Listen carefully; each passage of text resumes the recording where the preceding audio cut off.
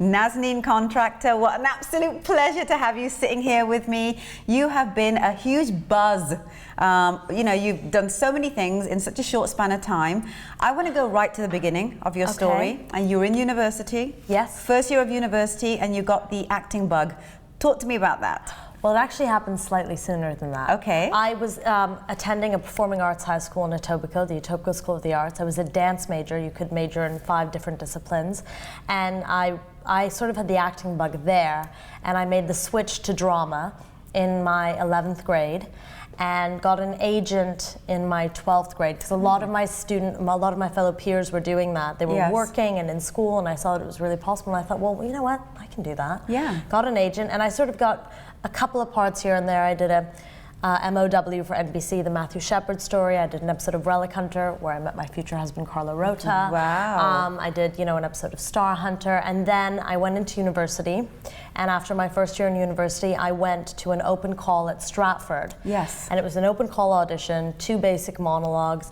And I knew that they were looking for ethnic actors for the Pericles and King and I track. And because I had a dance background, they thought, well, I could do that crossover. Yeah. And I went in there, and it was, I always feel like luck favors the prepared. Yes. I don't know how prepared I was, but I was as prepared as I was going to be. And that's all you can be. Yeah, and I walked in, and it was one of those moments where the director looked at me, and he was everything I was looking for.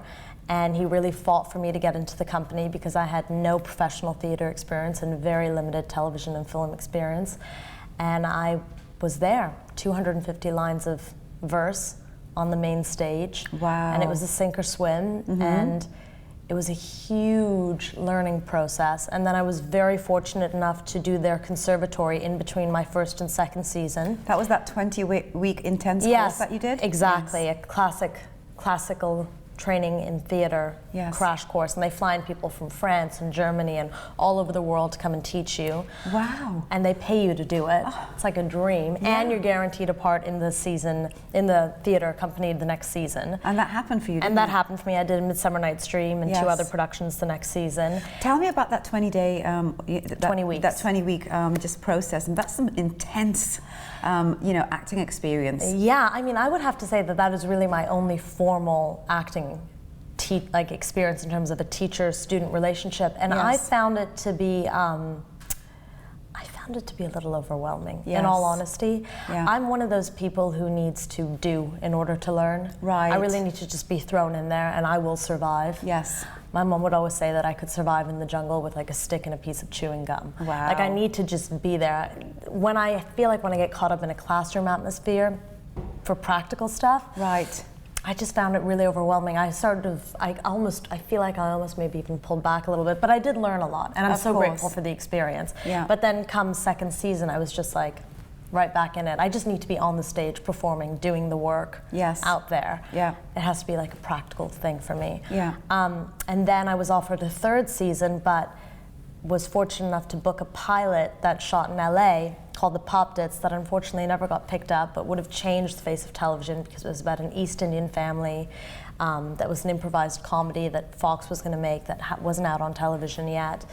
And it conflicted with Stratford, and I told Stratford, thank you so much. Please invite me back one year, but I'm going to take this opportunity. Absolutely, and I think it was a smart move for you, though, because it kind of opened you to the foray of acting, which is acting on TV, which is a whole different genre and style of acting than theatre, as you know. It is, and I think not only did it do that, but more importantly, it taught me really what it means to be in this business, because I took a risk and that pilot didn't go anywhere and it failed and I was unemployed. Right. And that was a very hard thing because I was literally someone who hit the ground running and worked.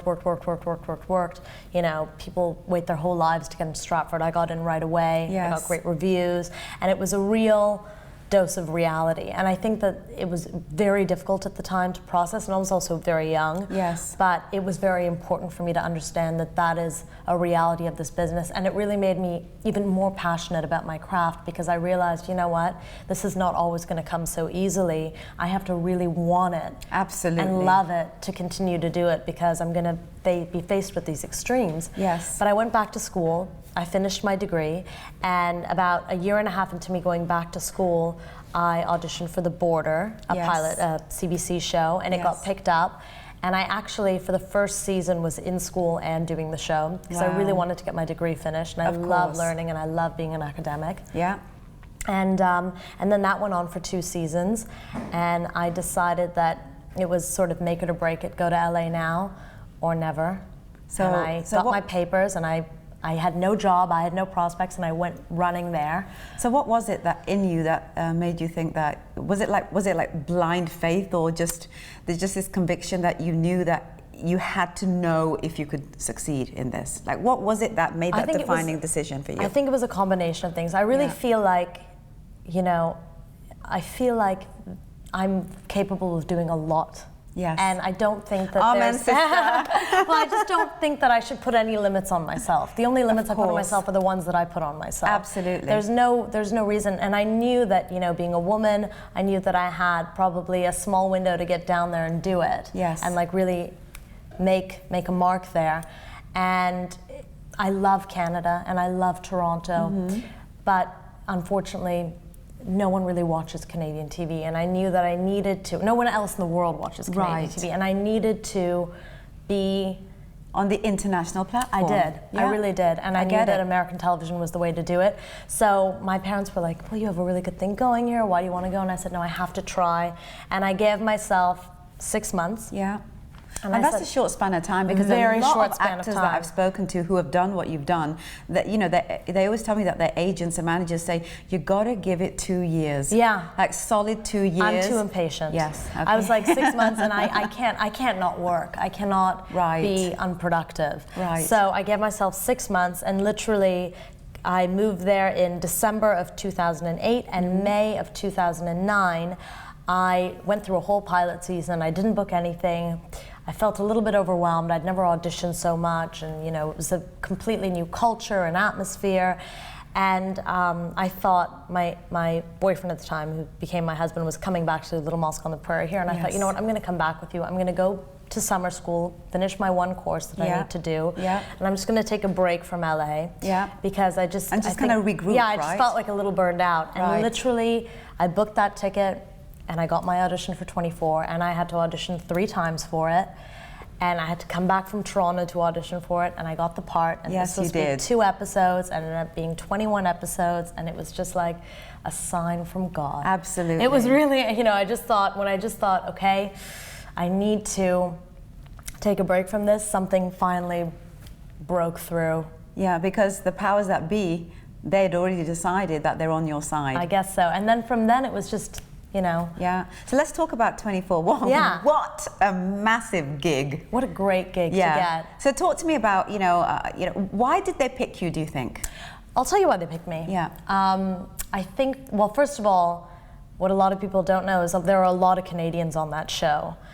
Brad Turner and Mylan Chaloff and John Cassar. John Cassar unfortunately wasn't involved in the season I was. They're all Canadian. Yeah. Mylan Chaloff, who was the executive producer and directed 10 episodes of season 8, actually directed me in one of my very first episode arcs on a show called Street Time when I was 17 years old. Wow. And he directed this big episode of mine where I played this, like this Indian prostitute, was really a narc, and there was this big sort of, dance scene that he directed, and we had a great time doing it. And when he found out that I was in LA and I had papers, because he's a friend, we went out for dinner with like 10 or 15 people, and he met me again. And then all of a sudden, the casting director of 24 called my manager and said, we want to see Nazneen for this role. And they thought I was going to be a little bit too old for it, but because Mylan insisted, I got in. And then I went in, and as soon as they figured out who I was, that I was the girl that Mylan was talking about, they went, oh, okay, well, we have to bring you in for the directors as well. So I met Brad Turner, who's Canadian and directed, hundreds of episodes of 24. Yeah. And Mylan was there, and I did it. And then they said, look, this part is actually not really fleshed out yet. Can you come back and when we have more written? Yeah. And I went, okay. So I went to Toronto in that time because you never know. They say that, but you can't just wait. You have to live your life. Absolutely. And so I went to Toronto, and I get a phone call saying, look, all the producers are coming in to meet you. They've written another scene in addition to the one you've auditioned for. Come back. So I came back. I did it. I waited another 4 days, went back to Toronto thinking like nothing was going to happen, and literally they pulled the trigger because they need approval because we were playing part of a family. It was Anil, Kapoor, and myself, so they needed to approve the family, the network. Absolutely. And that's how it happened. And then it was they really contracted 2 episodes, but the day I got there for my fitting, they were talking about episode 11, what I was going to be doing in episode 11, what I was going to be doing in episode 12. So I knew that it was going to be a bigger gig. Yes. And first of all, I was a huge 24 fan, so it was like, when I was on set. And secondly, and my mom loves the show and I love making her proud, so that was great. But it was also a really beautiful thing because they block shoot that show, and because we were really working on Anil's schedule, because Anil was shooting like 3 different movies at the time, we would actually work for like 1 week of the month. Wow. It was great. And then So what we did were you do with the rest of it? Well, I was still new to LA. Right. So I was able to audition for other things. I snuck in like a great. 4-episode arc on Rules of Engagement. I got to do my first multi-camera comedy. Wow. It was great. I got to still meet other people, and it was a wonderful calling card because then my manager could call people and be like, Nazneen, she's right now on 24, but she has this time, come and meet her. And it just opened up, even before the show even aired, it opened up a ton of doors because that was such a respected show in the industry that having them on my resume really helped. And then, it's gone, I think my career has always gone like this, and I think everyone's career sort of goes like this in one way, shape, or form. And I feel so blessed and lucky to have the life I do, be married, have a child, definitely have more children, and continue to be able to work and play different roles and go to different cities and work with different people. And to be paid to do what you love is like, it's still surreal. It's the ultimate validation. Absolutely. It really is. It's the ultimate validation that we do have the right to be the greatest versions of ourselves. Yeah. We do. Yeah. Yeah. And and the truth is, it's so funny because, and I'm always reminded of it when I get to set because I'm so fortunate to audition a lot, and everyone likes to meet me, and I do audition well. And you don't get the job, and then when you do get the job, you're like, you know what, there's no reason why I shouldn't get it every time. Like but there's so many other factors into you getting a job that are out of your control, right? Right. It's very, you forget sometimes that you're actually just more than capable, but so many other things are at play that you're not even aware of half the time. Absolutely. So let me ask you something that I know a lot of quote unquote ethnic actors say, especially females that I've interviewed over the years, that there's always this, the biggest challenge for them is there not being roles that are written for ethnic actors. Have you faced any of that? Because I don't feel like you have. No, I haven't, and I don't know if that's because I'm in LA and like they just love, they've just lauded whenever they put someone diverse on the show. I'm really lucky. Like I do audition for everything. Yeah. I do play I play people with British accents, I play people with Indian accents, I play people with Middle Eastern accents, I play people with American accents. Right. So I consider myself very lucky. I do comedy, I do drama. But so you think it's because you're diverse as an actor in your skill set? I think it's because, first of all, I don't really look like one ethnicity in particular, and that's just genetic. Right. Like right now, I'm playing a Hispanic person of interest, which I've never done, but whatever, I'll take it. And but she speaks with an American accent, so it's fine. I play a lot of Brits. I think, if anything, I enjoy playing. The perks of being ethnic is that I'm always written to be like the smartest person in the room, which is always great to play. No, really, like I go up for a lot of lawyers, a lot of doctors, a lot of women that are far more educated than anyone else. So that's always very fun to play. Absolutely. But I don't feel, I don't think they write those roles anymore, particularly in television. I think it's really, really changing. Star Trek had absolutely nothing to do with ethnicity. That role was actually originally written, they wanted someone black. Right. So why do you think you got it? Because that was huge, because that kind of opened you up to just the big blockbuster Hollywood kind of world. Totally. Yeah. I'd like to think I got it because I had the strongest audition. Right. You know? Absolutely. Yeah. That's a great answer. I mean, really, Yeah. I really do. I just happened to be at the right place at the right time. Yeah. I was 9 months pregnant when I got the role, and JJ wanted a mother, and there was no one more maternal than me at that moment. Yeah, yeah. And I remember reading about that. Yeah, and the timing worked out great. Like, I had my baby 2 weeks later. I went to work 4 weeks after that. What was it like working with the fabulous, legendary Anil Kapoor? I loved working with Anil. You know, Anil was great because at first, when I think he met me, he thought I was actually really young, and he was kind of, and my part was so small in the beginning too that I don't think he really knew how to read me. And he was also had a lot going on because he'd never done television, or especially American television, so he had his own thing going. Yes. But come episode like 7, 8, 9, 10, he just took me under his wing. Like, he was just so lovely and Yes. kind and sweet, and he always tells me that when I go to India I have to call him, and he was and he always had great stories, very charismatic. Yes. He was fun. He really was, and he wants to get it right. Like, he wants to rehearse. He's actually an actor's actor. He wants to Right. run lines. He wants to rehearse. He has questions. He's not afraid to ask them, and I think that's a really great example to see someone who is, you know, legendary, Yes. done over 100 films. Yes. I mean, that man can find a camera blindfolded in a dark room. Like, he just knows where that lens is. Seriously, he is so good. Would you do Bollywood? I would totally do Oh my Bollywood. gosh. Are you kidding me? Yeah, yeah. Give me the invitation. So you should go knock on Anil Kapoor's door, like take him up on his Totally, offer. I would. Really? I would. I would. I mean, when the time is right, I would love to live and work in India for at least a year. Yeah. I can mean, see I it love my happening. country. I can see it happening because everything that you've thought of, that you wanted, you've been able to accomplish. Yeah. Just to, just the Willing it. veracity, the veracity of wanting it. Somehow the universe has been kind to you and has opened those doors. But it's also because you've put the time and the effort into your craft, Yeah. and you clearly don't seem to be the kind of person that will ever take no for an answer.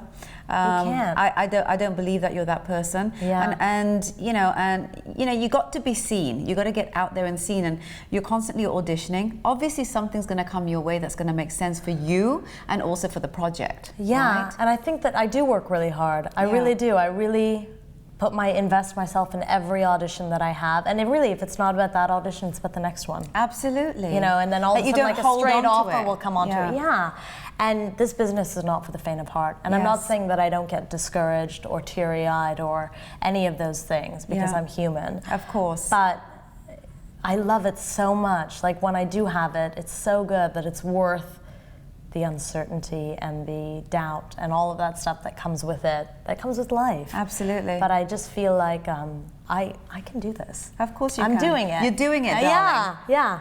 So your husband obviously is a very legendary actor, He's Canadian so actor. wonderful. What I want to ask you is, what kind of things have you learned from him? Oh, I'm just going to bring that up. Okay. I'm so glad you asked me. Okay. So I really feel like my acting really came to a different level when I met my husband, because first of all, he's a great actor. But he's Yes. also actually a really good coach. Okay. We work with each other on every single audition, both of us. Wow. For each other. We make the time. Yeah. We never let each other leave the house. Even if we're away, we Skype or FaceTime and work the auditions. Right. That's just a brilliant. thing. Yeah, we put each other on tape all the time for Yeah. like self-tapes. And because we both know each other so well, Yeah. we are actually able to say, bring out this in you, bring out that in you for this role. Right. Don't get you're getting distracted by the accent, put more Carlo in it. Or he'll tell me, try not to be, just because they've written these words, she needs to be tough, she needs to be this. He's like, you are all those things, just Yeah. say it. And he just reminds me to stay grounded and to stay true. He makes really interesting choices as an actor himself, and he informs me of really interesting choices to make in my own roles, and I really feel like that's why my auditions, even when I don't get the part, Yeah. really stand out from the rest, because I make choices that other actors wouldn't. Right. Like, give me an example. Just a different line reading, coming at a role from a different place. Yes. He always uses a term like, that's your reaction is really TV. That's what you see on TV all the time. Let's do something different. Okay. Oh, I love it. We watch TV together. We watch good TV. We watch good movies. If we like something, we'll stop it. We'll discuss why we think it's good. What is that actor doing? What's behind it that's making it interesting and compelling? He's always pushing me to make my work more compelling. Yes. And I'm always pushing him to make his work more compelling. Yes. And we're a fantastic team that way. Like I feel almost guilty. I feel like I have a secret weapon with me all the time. I do, and so does he. Yes. You know, and it's a You're real a perfect complement for each other. Yeah, clearly. and I almost feel like we're spoiled. Like it almost makes me a little lazy because I'm like, well, I know I'll just work it with Carlo and he'll like, you know, it almost does. But there are times where he's not here where I have to do it myself. I'm like, okay, remember what he's taught me and go Yes. forth. So let me ask you something here. Yes. You're both, you know, really busy actors. Yeah. And you have this gorgeous 2-year-old boy. Yeah, Tell me he's how gorgeous. that works into the mix. I mean, do you ever feel that, those pangs of guilt? Oh, you know, God, like how all does the that time. work for you, right? Oh, I've never felt more guilty until I became a mother. You know, we try to, well, first of all, having a child has been the best thing that's ever happened to me as an actor, because in those moments of unemployment, I'm so happy because I get to be with my kid. Of course. Right? So it's beautiful and lovely, and you know, I'm always fortunate that one of us is always busy enough that there's never any worry there. Yeah. But so we decided, because I had to go back to work on Star Trek so soon, we got a nanny. Yes. And we decided that, you know, our son needs consistency in a schedule, and because our course. lives are not, we're going to hire someone who is going to give him that no matter what. Absolutely. Absolutely. And it's the best thing we've ever done. Yes. And she's really cool because she knows that there are days where we're never home, Yeah. and there are days that we're home all day with him, and she's great about, you know, sharing him and helping us in the house. We really lucked out. We found the right person. She Yeah. loves our son, he loves her. So it actually gives us a ton of flexibility because being in LA, we don't have any family, and we are reliant on her Of course. to help us. Of course. And how do you feel, you know, because kids are kids, right? I mean, I'm a mother, so, Yeah. you know, clearly I understand this. You know, there's moments when you know that your child needs you. Yeah. Like, that's a tough moment, especially, you know, if you're in this real pivotal space with your work or with your Yeah. schedule, and there, you know that he just needs you right now. I What do you know. do?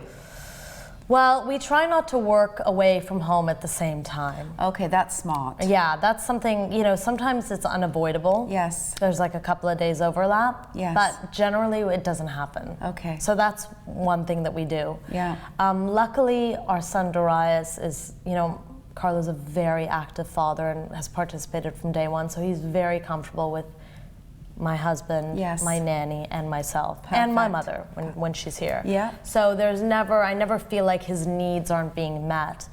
I mean, And that's important. That is very important. Yes. Like his basic safety and needs and all that stuff. I know he's happy. I know Yes. he's okay. Even though it kills me to be away from him, I know he's all right. But it's kind of healthy as well. If you It is look at healthy. I was going to say that. Yeah. It's healthy because he is really attached to me. So I think he Yes. needs to know that like there is that. There Yes. needs, and also for me as well. It's letting go of the control because I'm such a Type A personality. I'm like, he has What's to have your his star milk. sign? I'm a Virgo. Oh my God, the and I'm sign like, of perfection. Yeah, and literally, you know, I write down everything my son does, and I have my nanny do it, and she's been doing it for 2 years now. Like, this is what time he woke up. This is how much he ate. This is what time he went to the bathroom. Like, Oh my gosh, you're it's kidding me. Terrible, so you don't right? miss a moment of his life. No, so I know if I come home and I've been home all day, I'm like, oh, okay, this is what's happened. This is what I know to anticipate. Because Yeah. I understand that babies need a schedule, and I put my son on a schedule from day one. And my husband thought I was crazy, and then our son went off the schedule, and he was like, you're right, Yeah. the schedule. So I know that as long as he's in those confines, and trust me, I travel with him everywhere, and of course when we travel, he gets off schedule, whatever, that's fine. Yes. When he's at home, I want him to be secure and confident and take comfort in And know the what's going to routine. happen. Yeah. Like, he needs to know what's going Because, to happen. you know, and also Yeah. I kind of take solace in the fact that he's really not going to remember this stuff. Yes. So the fact that I'm away, he won't really, he doesn't really, Yeah. you know, I see him on FaceTime and he's really happy to see me, and then when I say, okay, bye, it's not like he gets upset. Right. He's like, bye, you Okay, know. that's cool. Yeah. He's not at that age yet where he, I don't know if he'll ever be at that age. But he's a very confident child. We're so blessed. Like, anyone who meets him knows that he's not afraid to talk to you, to come up to you, to hug you, to love you. He's very open, and Yes. he's very secure in who he is and his place. And And I think that has a lot to do with the fact that you know, absentee parents doesn't have to, interfere with a child feeling that they're not getting what they need. And I think that's kind of what you've done here. Yeah, you've been smart enough to be practical. Yeah. And say, sometimes I'm not going to be there. Sometimes Carlo's not going to be there. Sometimes, both of us are not going to be there. So how do we create consistency for this child, because the child needs consistency. Totally. Right, and you did that, and I think that's probably why, he's like, oh, I know mom does this. Yeah. Right? It's I not know, like, I never wanted to this is feel normal for him. Yeah, it is. This is, to agree, I so rarely work out of LA. It's very rare. Yeah. I'm very fortunate enough to constantly get jobs there. Carlo works a lot out of LA. He works a lot here still. Yeah. So when it does happen, it's far harder on me than it is on him. No, I understand that. It is. It's way harder on me than it is on him. Because you're a woman, darling. Yeah, and I just can't stop thinking about him. And in 2 seconds I'm gonna be like, look at photos of him. Oh, that's so adorable. What's next for you, darling? What's next? Well, I'm finishing up an episode of Person of Interest in New York. So that's like the next week, and then it's pilot season. Yes. I'll probably be back on Revenge at some point. Yes. I'm not really sure when, but it's like... What a super fabulous gig for you to get with Revenge, And the fact that they brought me back in such an interesting way, I'm really curious to see what they're going to do next. Yeah. It's great because it's a soap. And I've kind of always wanted to do soap because it's an inconsequential world where you can be bad and good and... Absolutely. Yeah, all the things you want to be. And I love Madeleine Stowe. I love Madeleine She's Stowe. always been one of my favorite actresses. She's gorgeous. She's got this incredible vulnerability in her acting. But she's so strong. Yeah. She's amazing, and she's perfect without any makeup at 6 in the morning. Wow. Yeah. I know, I want to be her. Totally. Absolutely. Sweetheart, it's been a pleasure chatting with you. Thank you so much. Come back. I would love to. Tell me more fabulous things that are happening in your life. And always. Let's talk more about what your goals and aspirations are. Before I let you go, though, tell me what is utopia for you? What is just that ultimate goal that you have not yet accomplished that for you would just be what you need to do? Well, I think short-term wise, I would love to get a gig in LA that wasn't too far from home, that I could, I would love to get like a multi-camera gig. You work 10 to 4. Yeah. You have a great time. You have that experience of performing live, and I get to come home to my kid every night. I would love that. Sounds fabulous. I would love to have both. I want my cake and eat it too. Well, you know what? I think you will get your cake and eat it too, because so far you have. Yeah. So it's just a matter of time. Absolutely. Thank you, my love. And if that doesn't happen, I just want another kid. I'll just have more babies. So either way, you've got your life either way, sorted. It's win-win. Oh, lovely. Thank you so much for chatting with me, darling. Thank you. Thank you.